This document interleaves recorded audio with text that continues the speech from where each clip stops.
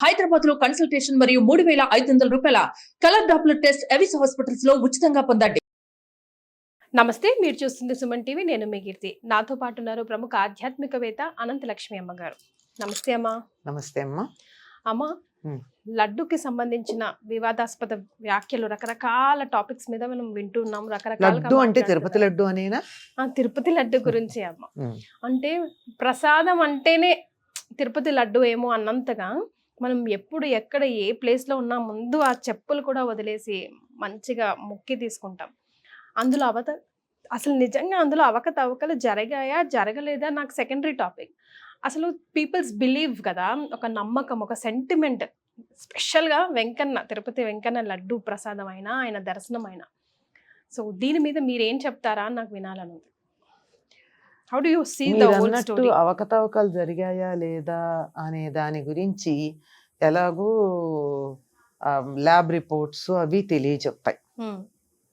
అవి చెప్పే లోపల ఇప్పుడు జరుగుతున్నది ఏమిటంటే, అయ్యో ఇంతకాలం మేము ఇలాంటి ప్రసాదం అన్న పేరుతో తినకూడని పదార్థం మా నోట్లోకి వెళ్ళిందా అని చాలామంది బాధపడడం, దానికి ప్రాయశ్చిత్తాలు చేసుకోవడం జరుగుతోంది. అంటే ఎంతగా మనుషుల యొక్క మనోభావాలు దెబ్బతీసాయో అర్థం చేసుకో. మేము తప్పు చేశామేమో అన్న భావన కలిగింది కదా చాలా మందికి. పొరపాటున గుడ్డు కనపడితే దాని వంక చూస్తే కూడా అదేదో ప్రక్షాళన చేసుకోవాలనుకునేటంతటి చాదస్తులు కొంతమంది ఉంటారే, అటువంటి వాళ్ళకి ఈ మాట వింటేనే అందులో వాస్తవమో అవాస్తవమో తర్వాత మాట. ముందు ఒక వెలపరం కలుగుతుంది కదా, లోపల ఒక చికాకు కలుగుతుంది. ఇంతమంది మనోభావాలు దెబ్బతిన్నాయి. ఇది రాజకీయం చెయ్యకుండా ఇలాంటిది బయటపడినప్పుడు దాన్ని చక్కగా సరిదిద్దితే బాగుంటుంది. ఒకవేళ అవకతవక జరిగితే, పొరపాటు జరిగి ఉంటే సరిదిద్దాలి. జరగకపోతే పర్యవేక్షణ, దాన్ని పరిశీలన చేసి వదిలేయాలి. అంతేగాని ఇంతమంది మనస్సుల్ని బాధ పెట్టడం అన్నది సరైన పద్ధత అని అనిపిస్తోంది. కానీ ఇక్కడ మాత్రం ఒక మాట చెప్పాలమ్మా. ఈ మధ్యకాలంలో ఇంత అని నేను తేదీలు చెప్పలేకపోయినా కొన్ని సంవత్సరాలుగా తిరుపతి లడ్డు పూర్వంలాగా లేదు అని అందులో ఉన్న ఒక జీడిపప్పు లేకపోతే బాదం పప్పు నోట్లో వేసుకుని ప్రసాదం తిన్నాము అనిపించేటట్టుగా నేనే కాదు చాలా మంది అలాగే ఉన్నారు.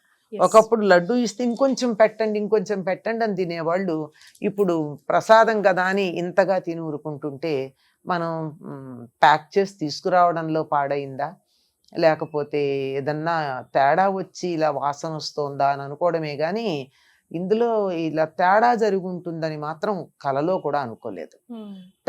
అయితే రుచిలో తేడా ఉందన్నది మాత్రం అందరూ అంగీకరించినటువంటి మాట. ఇందులో ఎటువంటి రెండో అభిప్రాయం లేదమ్మా. రెండో అభిప్రాయం లేదు. తేడా ఉంది. కాకపోతే అది ఎటువంటి తేడా, ఇప్పుడు అందరూ అనుకుంటున్నంతటి భయంకరమైందా, అంతకన్నా తక్కువదా అన్నది మాత్రమే తేలాల్సినటువంటి విషయం.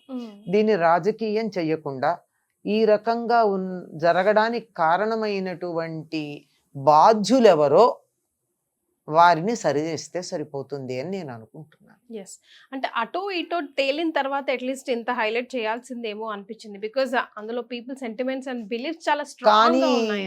వాళ్ళే అనుకుంటాను. చూశాను నేను నిన్ననే స్వామివారి లడ్డు మళ్ళీ పూర్వం ఉండేటట్టుగా చేయడం జరిగింది, లోటు సరిదిద్ది అని. అలాంటి అర్థం వచ్చేట్టు మాట్లాడారు. అంటే లోటు సరిదిద్ది యథాప్రకారం చేశారు అంటే అర్థం ఏంటి? మధ్యలో లోటు ఉందని ఒప్పుకున్నట్టే కదా. అది ఎటువంటి లోటు అన్నది మాత్రం తేడా ఉందన్న వరకు పర్వాలేదు, కానీ అది ఏ రకమైనటువంటి తేడా, ఇంత భయంకరం, ఇంత నీచం, ఇంత గుండెలు తట్టుకునేటట్టు, గుండెలు అవిసిపోయేటట్టు ఉన్నది అని చెప్పకుండా ఉండవలసిందేమో. కానీ చెప్పడం వల్ల ఒక ప్రయోజనం కూడా ఉందేమో. చెప్పడం వల్ల ఒక అలర్ట్ మెసేజ్. ఎందుకంటే ఇంక నుంచి ఇంతగా అటువంటి దుర్మార్గానికి పాల్పడకుండా జాగ్రత్తగా ఉంటారు. ఇంత భయంకరంగా జరిగిందనేటప్పటికీ బాధ్యులైనటువంటి వారి మీద భక్తులందరికీ ఆగ్రహం కలుగుతుంది కదమ్మా. దేవుణ్ణి తిడితే కూడా ఊరుకుంటాడు, కానీ తన భక్తుడికి అపచారం చేస్తే భగవంతుడు ఊరుకోడు. ఇంతమంది భక్తుల మనోభావాలు దెబ్బతిన్నాయి అంటే అది బాధ్యులైనటువంటి వారికి ఎవరు అని నేను చెప్పట్లేదు, బాధ్యులు, ఈ భావం కలిగించిన వాళ్ళ, నిజంగా చేసిన వాళ్ళ, ఎవరన్నా అయి ఉండొచ్చు. ఎవరైనా అయి ఉండొచ్చు. ఇంతమంది మనోభావాలు దెబ్బతినడానికి కారణమైనటువంటి వారికి ప్రభావం చూపించకుండా ఉంటుందని మాత్రం నేను అనుకోను. ఎందుకంటే భగవంతుడు ఎప్పుడు ఆయన తిడితే ప్రపంచంలో ఉన్నటువంటి అన్ని భాషల్లో ఉన్న అన్ని పదాలు కూడా చెడ్డవి మంచివి అని కాదు, అన్నీ కూడా భగవంతుడికి కీర్తనగానే సరిపోతాయి సరిగ్గా అర్థం చేస్తే. అందువల్ల ఆయన్ని తిట్టారు అంటే అది పొగడ్తగానే తీసుకోగలడు ఆయన. కానీ భక్తుడిని బాధ పెడితే మాత్రం ఊరుకోడమ్మా. భక్తుల మనోభావాలు దెబ్బతిన్నాయంటే మాత్రం భగవంతుడి కోపం రాక తప్పదు. అమ్మ, అంటే తిరుపతి వెంకన్నయ్య లెక్కలు తేలుస్తారు, సంతకం పెడతారు ఆ రోజు లెక్కల మీద, అట్లా రకరకాల మాటలు ఆయన సంతకం పెడతారా? రకరకాల మాటలు మనం Miracles of తిరుపతి. కావాలంటేనమ్మా నేను కూడా ఏదన్నా చెప్పేస్తే, నేను కొన్నిసార్లు మాట్లాడున్నాను, నేను మాట్లాడితే బానే ఉందని అనుకునే వాళ్ళు ఉంటారు కనుక నేను ఏదో ఒకటి చెప్పేసి అందరూ నమ్మేస్తే అది నిజం అవ్వదు కదమ్మా. నేను అంటున్నాను ఏంటంటే, హిజ్ లైక్ మన కలియుగ ప్రత్యక్ష దైవం కదమ్మా. సో ఆయన లెక్కలు ఇక్కడే తేల్చేస్తారంటారు కదా, మరి ఆయన విషయంలో అంత నిర్లక్ష్యం వహిస్తారా? లడ్డు విషయంలోనే కాదు, ఇంకా మిగతా విషయంలో కూడా అలాంటి అవకతవకలు ఏవో జరిగాయి అని చెప్పి అంటుంటారు. స్పెషల్ గా తిరుపతి లడ్డుకి సంబంధించి ఆ ప్రోటోకాలే చాలా డిఫరెంట్ గా ఉంటుంది అక్కడ. అది పేటెంట్ అమ్మా, తిరుపతి లడ్డు పేటెంట్. ఆ టేస్ట్ ఇంకా ప్రపంచంలో ఏ స్వీట్ కి రాదు. దాన్ని చేసే పద్ధతి, దాంట్లో వేసి ఇంగ్రీడియంట్స్, దానికి కొలతలు, ఎంత జీడిపప్పు వేయాలి, ఎన్ని కిస్మిస్లు వేయాలి, ఎంత మిశ్రి అంటే పటికి బెల్లం వేయాలి, ఎంత బాదం పప్పు వేయాలి, ఎటువంటి శనగపిండి వాడాలి, ఎటువంటి నెయ్యి వాడాలి, అందులో ఎంత పచ్చకర్పూరం వేయాలి, ఎన్ని యాలకులు వేయాలి, దానికంతా ఒక లెక్క ఉంది. తర్వాత లెక్క ప్రకారం చేస్తే కూడా రుచి రాదమ్మా. చేసే ప్రాసెస్లో కూడా ఎప్పుడు ఏది యాడ్ చేస్తే రుచి ఉంటుంది, దానికి ఒక పద్ధతి ఉంది. ఆ పద్ధతి ప్రకారమే చేసి దానికి ఒక పేటెంట్ ఉంది. ఆ పేటెంట్కి నంబర్ కూడా ఉంది. అంచేత అలా ఇంకొకళ్ళు చేసే అవకాశం కూడా లేదు. కానీ అక్కడ కూడా ఒకప్పుడు అక్రమాలు జరిగాయని బయట పెట్టిన వాళ్ళు ఉన్నారు. ఎట్లా అంటే దాన్ని కనుక్కున్న వాళ్ళు కూడా ఎట్లాగంటే, అక్కడ చేసినటువంటి 1000 లడ్డూలకి అక్కడ 1000 ఉండేవి, బయట వేరే అమ్మేవాళ్ళు. ఏమిటి అట్లా వచ్చింది అంటే, ఈ వస్తువు తీసుకునేటప్పుడు కొంచెం ఎక్కువ తీసుకునేవారట.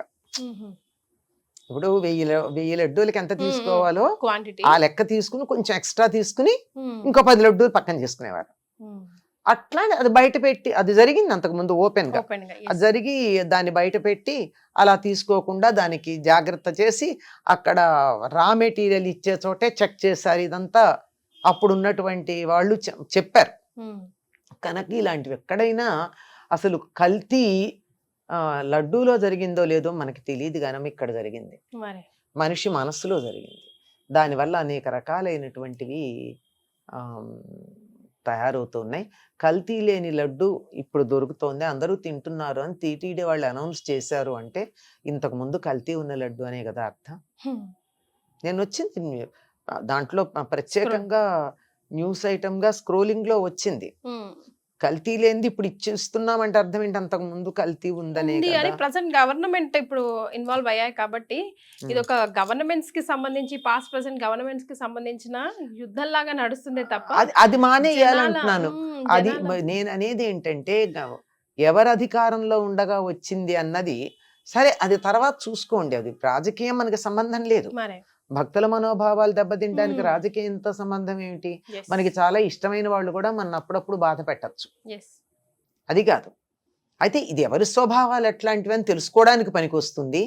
ఇందులో కేంద్ర ప్రభుత్వం ఇన్వాల్వ్ అయ్యింది, ఫుడ్ సేఫ్టీ అవి చూసే మినిస్ట్రీ, నడ్డా గారు కూడా ఇందులో ఇన్వాల్వ్ అయ్యారు. ఎందుకంటే ఇది ఫుడ్ ఐటమ్. ఓ పువ్వు ప్రసాదము అయితే దాని గురించి పట్టించుకునేది, అక్షతల ప్రసాదం అయితే పట్టించుకోరు. ఇది తినడం కదా వచ్చేది, ఫుడ్ సేఫ్టీ చూడాలి కదా. అందువల్ల నడ్డా గారు కూడా ఇన్వాల్వ్ అయ్యి దాని రిపోర్ట్స్ పంపమన్నారు. అప్పటి వరకు ఎవరు మాట్లాడడానికి లేదు. కాకపోతే ఒకళ్ళు లాజికల్ గా ఆలోచించినటువంటి వాళ్ళు చెప్పే మాట ఏమిటంటే, 319 లేదా 20 రూపాయలకు ఆవు నెయ్యి కిలో ఎలా దొరుకుతుందమ్మా?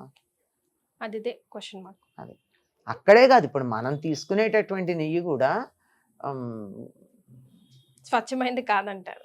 కాదమ్మా, అది నెయ్యి అనుకుని మనం వేసుకోవడమే తప్ప అది స్వచ్ఛమైనటువంటి నెయ్యి అయ్యే అవకాశం తక్కువ. ఎందుకంటే చాలా వరకు ఏం చేస్తున్నారు, నెయ్యిలో వనస్పతి కల్తీ చేస్తారు. వనస్పతి కల్తీ చేస్తే ఇంత మనోభావాలు దెబ్బతినవు.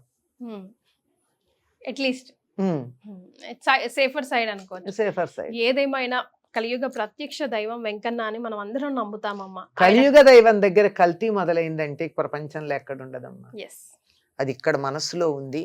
మనుషులు ఒక్కసారి పెరుగుట బిరుగుట కొరకే అని చెప్పి ఇంత తీవ్ర స్థాయిలో మహాప్రసాదంలోనే ఇంత మహాపచారం జరిగింది అంటే తారస్థాయికి వెళ్ళింది కదా.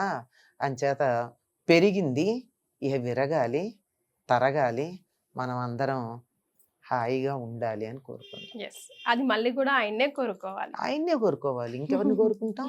అంతేనమ్మా. Thank you so much for joining అమ్మా. నమస్తే అమ్మా.